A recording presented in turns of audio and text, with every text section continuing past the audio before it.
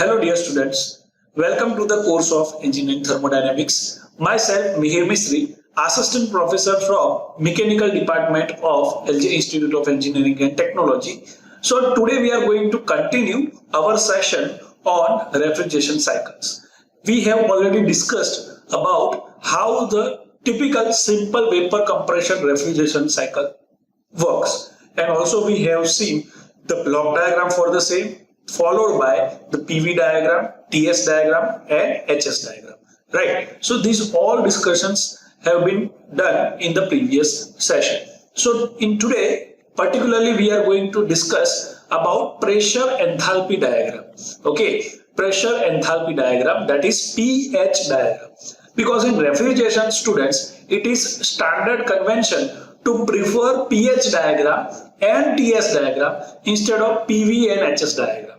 Okay, so apart from PV, TS, HS, that is also we have to consider for refrigeration cycle for academic purpose, and also we have to learn one new diagram, that is pressure enthalpy diagram, pH diagram, and it is very interesting and important to understand. So if you go anywhere in the world, then you will observe the pH diagram for standard communication in refrigeration cycles. Okay, so we have to learn the pH diagram, it is very important. So let us start the pH diagram. So as you can see on the screen, a typical representation of pH diagram is shown. So on the y-axis we will have pressure, on the x-axis we will have the enthalpy, right? Remember student, this diagram is also known as phase diagram for constant properties. Okay, so that is also one another name for this pH diagram.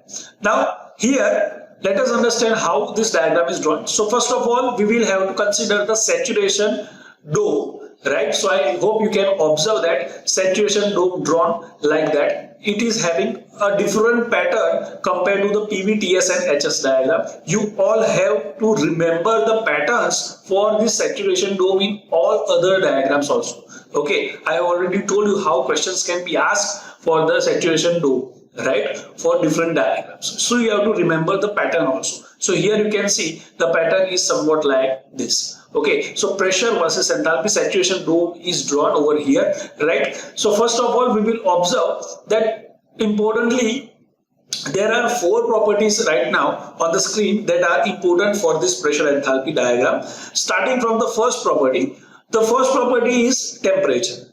Okay, so now see how these temperature lines can be drawn on the pressure enthalpy diagram. So I hope you can see on the top left section of the diagram, observe T1 is written, that is temperature at 1.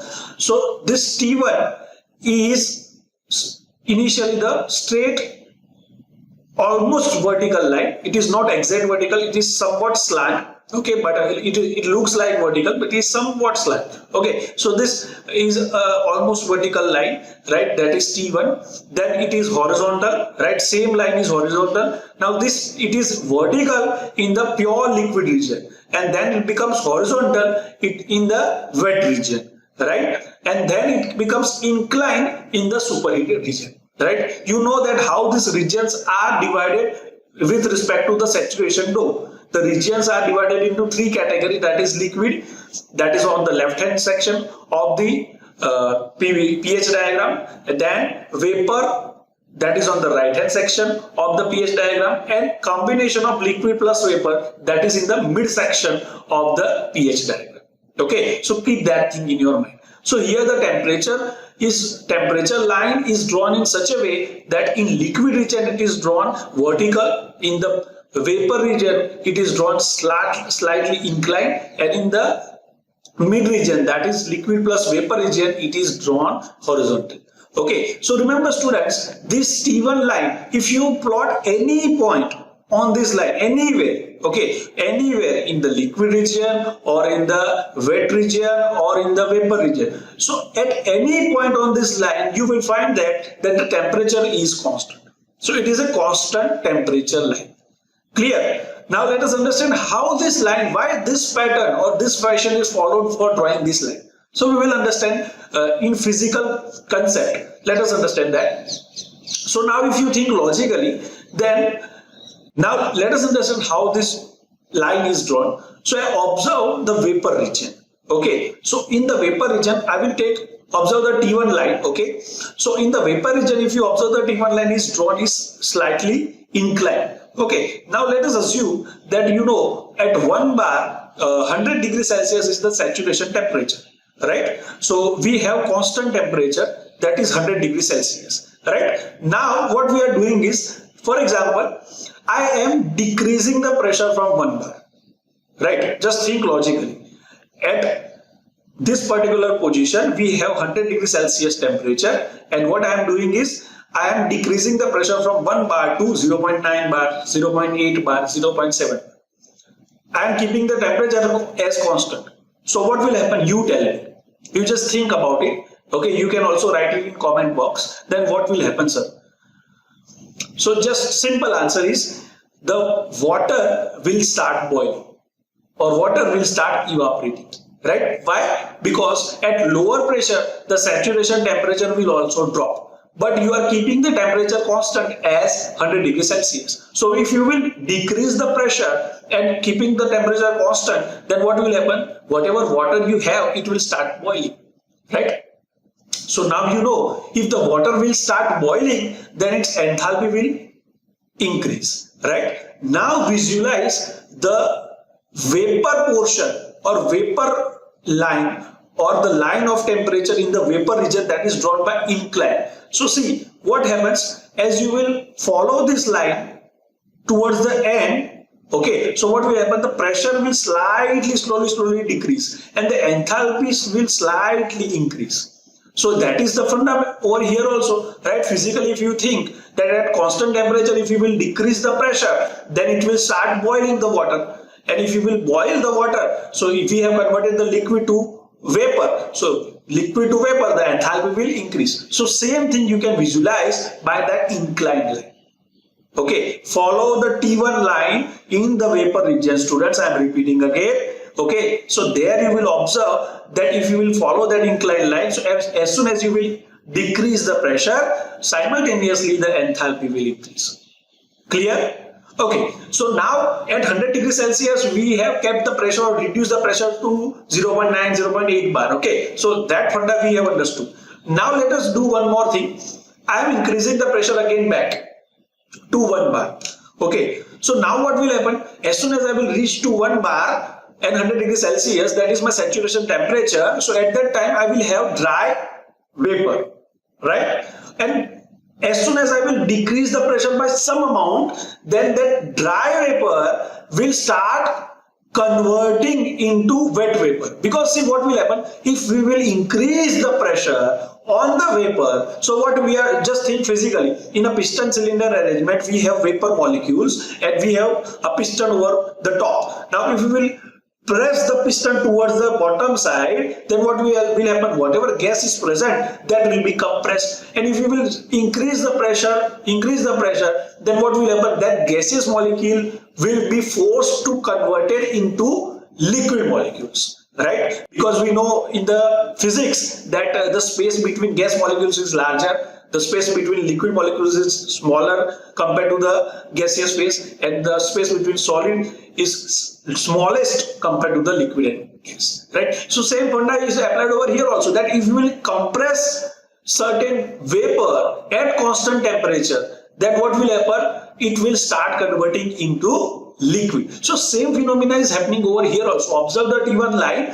And right now it is at saturated vapor point, right? So now as soon as you will start increasing the pressure from 1 bar, so what will happen? It will start converting from vapor to wet vapor, and from wet vapor to pure saturated liquid, and then it will be converted into liquid. So now if you are increasing, now you understand this, that if you will convert the vapor into liquid, then what will happen? The enthalpy will decrease. So now same thing you can observe over here also. See the line T1 at saturated vapor point, it is having some higher enthalpy, and if you will convert it into liquid, saturated liquid, as soon as you will move towards the saturation liquid line, its enthalpy will decrease, right? I hope you can understand this phenomena. Okay, so now it is very simple to understand, right students? So now what will happen? Now as soon as you will increase the pressure, it has converted into liquid, right? So now if you will increase the pressure, the enthalpy change will not be that much significant. Why? Because the liquid is incompressible. So now see, that is why the line is going towards the upward side, directly vertical upward. Okay, that means the pressure is increasing, temperature is constant, but enthalpy is not that much increasing or decreasing. Okay, so that is the funda over here. Okay students, I hope you are clear up to this point. Now one more thing. Now let us assume that corresponding to T1, the temperature is, let us say, 10 degrees Celsius. Now that means if I will plot anywhere, any point on this T1 line, then I will find the temperature as 10 degrees Celsius. But if I will increase the temperature, then let us say 15 degrees Celsius. So corresponding to 15 degrees Celsius, the constant temperature line can be drawn like T2. Now if I will increase the temperature to 20 degrees Celsius, then corresponding to that, the temperature line, constant temperature line can be drawn as T3. Okay, that means what, sir? That means if you will increase the temperature for constant temperature lines, then the lines will go towards the upward side in the pH diagram. Clear? Sir, what is the significance of that? Now that is also very interesting part. See over here students, that here latent heat, observe that. Observe the bottommost line, T1 line. Okay, so there the latent heat region section is larger. Now if you will increase the temperature, then that section is decreasing. That means amount of energy required to convert vapor to liquid or liquid to vapor will be decreased at high temperature and high pressure. Okay, that is already discussed. Okay, so the same thing is followed over here also. So that is why you can see the span of latent heat or the span of saturated liquid and saturated vapor line, the space between that two lines is decreasing as soon as you will go towards the upward side. That means that much less energy you have to supply or remove for the phase conversion. Clear? I hope you are clear up to this point. Now that is all from constant temperature line. Now let us move to the next slide, that is dryness fraction. Okay, now here you can see at the top point you have mentioned that critical point. Okay, that is the critical point. So critical point, corresponding to critical point, the left hand side line or the left hand side curve, that is called as saturated liquid curve or saturated liquid line. So corresponding to that line, on that line if you will plot any point, so that point will have dryness fraction of 0. X is equal to 0. What is the meaning of X is equal to 0, sir? The meaning of X is equal to 0 is it is pure liquid. It does not contain any vapor particle in it. Clear? Same way corresponding to the critical point, observe the right hand side curve of the dome. So that is known as saturated vapor line. And corresponding to that saturation vapor line, if you plot any point on that vapor line, then your dryness fraction X will be having the value of 1. Clear? Okay, now what is the meaning of X is equal to 1? That you know, it is pure or dry vapor. It does not contain any moisture particle or wet particle. Clear? Now, here if you observe from 0 to 1, so corresponding to 0 to 1, we have lines at the center or mid region also. That is vapor region, wet vapor region. So inside the dome we have lines like this. So that all lines are constant dryness fraction line, and you can see that if you will move from left hand side towards the right hand side, then the value of X will increase slightly. Okay, if you will see the real diagram, and for observing the real diagram, what you can do is I will advise you guys to open the book, whatever book you have, and open any pH diagram, pressure enthalpy diagram. Okay, remember students, pH diagram can be varied, will vary from fluid to fluid. That means if you are referring R134A refrigerant, then your pH diagram will have different values. If you are referring to Freon, then your pH diagram will be different. If you are referring to R600, R32, right? So corresponding to the refrigerant, that you are referring, your diagram will vary. Okay, so keep that thing in your mind. So now I will advise you to open the diagram also simultaneously, so it will give you much more clearer idea that how these lines are drawn. So as I was telling that this dryness fraction lines, as we will go towards the right hand side, the value of dryness fraction will increase and it will reach to x is equal to b. Now in intermediate lines also, x is equal to c. That means what? Corresponding to that line, if you will plot any point on that line, then that point will have same dryness fraction. Clear?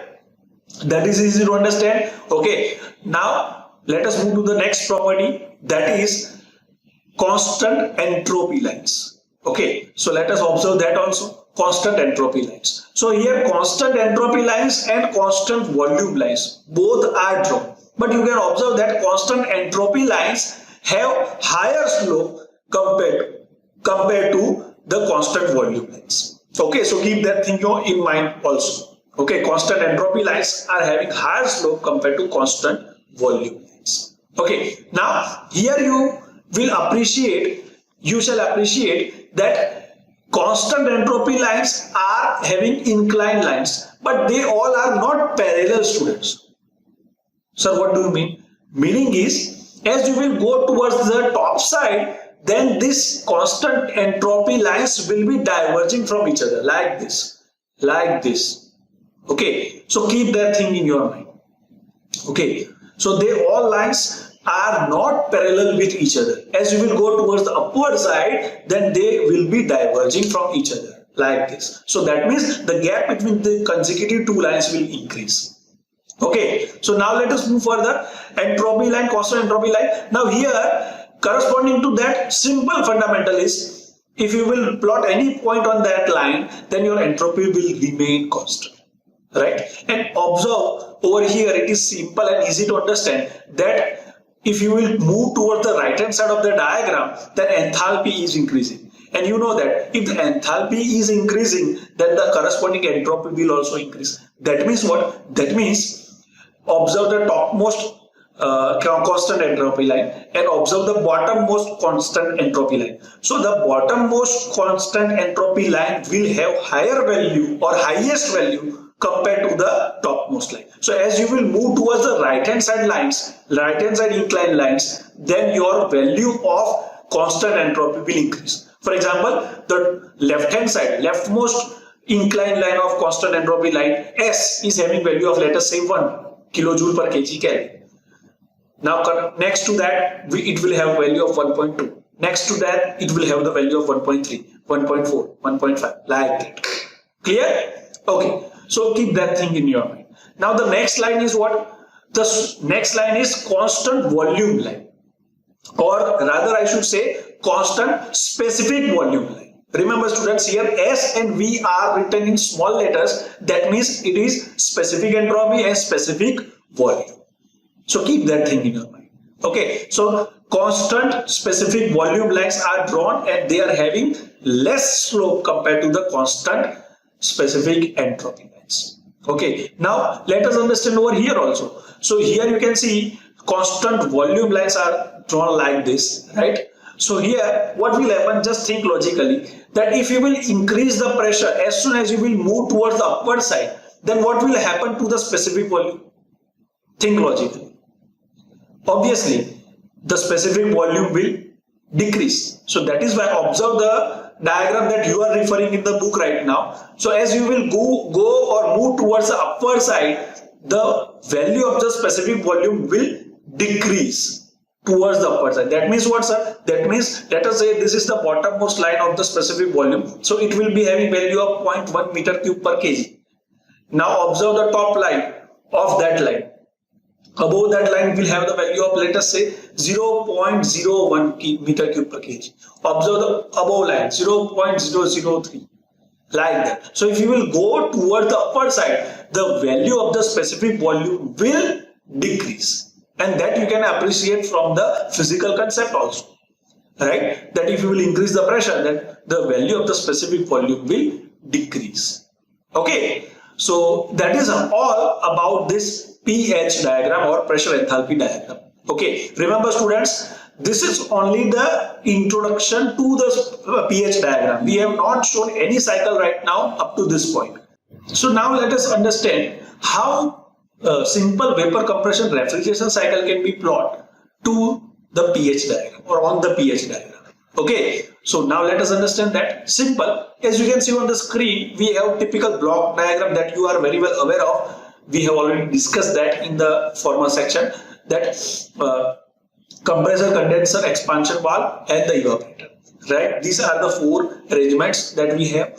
Right, corresponding to that, if you refer the bottom diagram, that is pressure enthalpy diagram. Now I will start from one point. So you know that from one point, starting from 1 to 2 is reversible adiabatic or isentropic compression process. So isentropic means constant entropy. So that is why you can see 1 to 2 is drawn by a constant entropy line. Right, so that is 1 to 2. Okay, you know that how constant entropy lines can be drawn on the pH diagram. Directly the lines are given. Okay, now from point number 2, the refrigerant, that is vapor refrigerant, right? You can see that from one point you have dry saturated vapor, at point number 2 you have superheated vapor. It is entering into the condenser. So condenser will take place at constant pressure heat rejection process, right? So that constant pressure heat rejection process, if you plot on pH diagram, so what will happen? Pressure will remain constant, and now condenser means what? You are converting the vapor into liquid, so your enthalpy will decrease. So observe that H value is decreasing as you will go from right hand side point number 2 to point number 3, right? And also you will appreciate that point number 3, you are condensing something, that means you will have pure liquid. So point number 3 is plotted on the saturation liquid line. Clear? Now one more thing, 1 to 2 line where was corresponding to the compression process. So as you will compress something, then its enthalpy will increase. So that is why you can observe that corresponding to 1 to 2, if you will move like that, so the enthalpy will increase. Okay, now let us start from point number 3 that we have left from.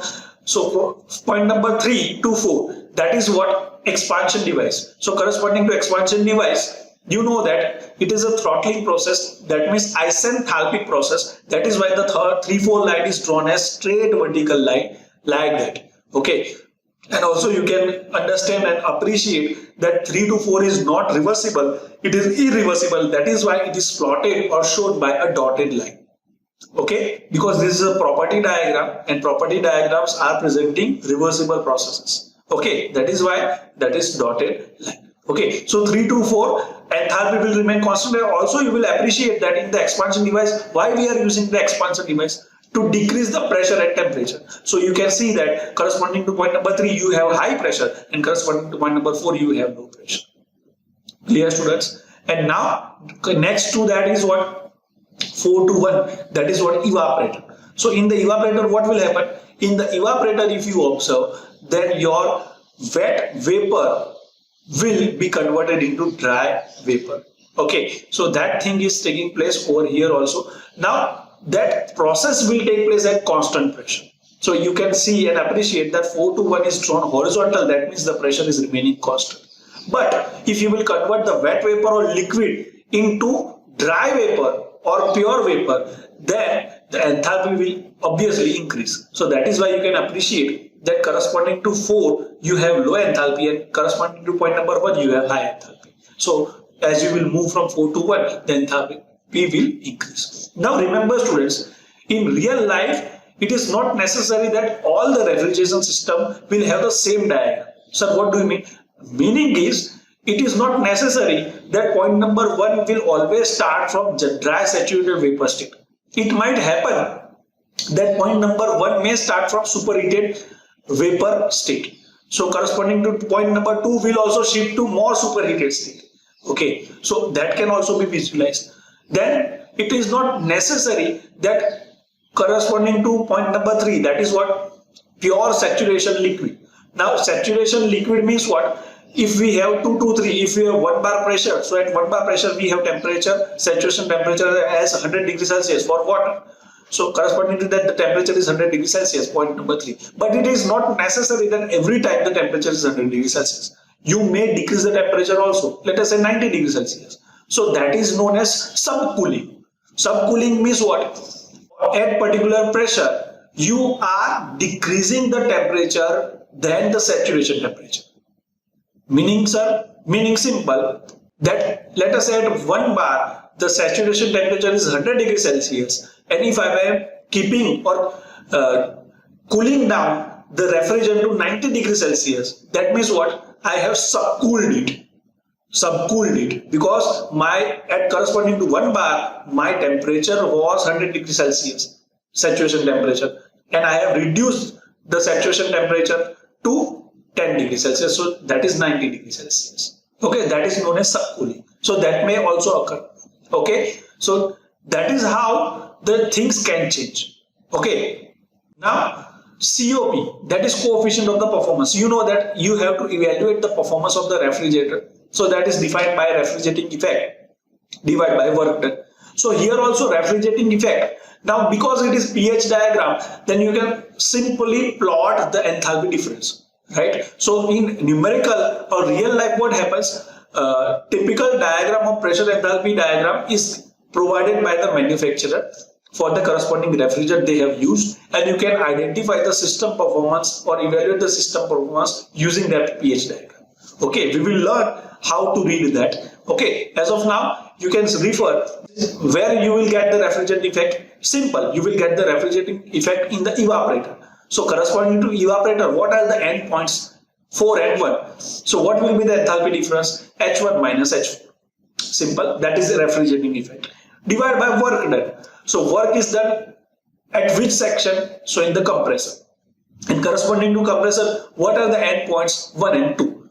So you will take the difference of H2 minus H1. So that will give you the COP, coefficient of the performance. So if you can manage to plot the diagram, or if you can manage to identify the pH diagram, then you can manage to find out COP. Because you have to simply identify H1, H2, H3, H4. That's all. Okay. So we will keep up to this point today. Thank you.